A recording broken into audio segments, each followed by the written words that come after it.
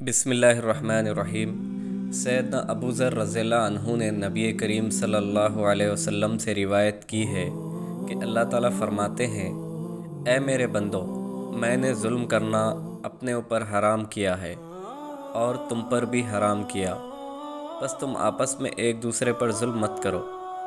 میرے بندو، تم سب کے سب گمراہ ہو سوائے اس کے جسے میں ہدایت دوں، اس لیے مجھ سے ہدایت مانگو، میں تمہیں ہدایت دوں گا۔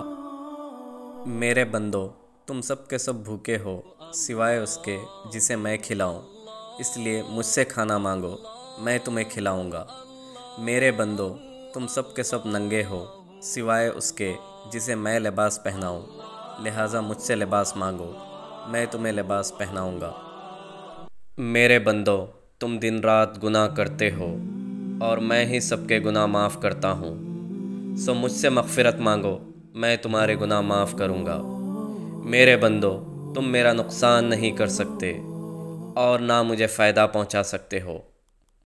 اگر تمہارے اگلے اور پچھلے اور آدمی اور جنات سب ایسے ہو جائیں جیسے تم میں بڑا پرہیزگار شخص ہو تو میری سلطنت میں کچھ اضافہ نہ ہوگا، اور اگر تمہارے اگلے اور پچھلے اور آدمی اور جنات سب ایسے ہو جائیں جیسے تم میں سے سب سے بڑا بدکار شخص ہو تو میری سلطنت میں سے کچھ کم نہ ہوگا۔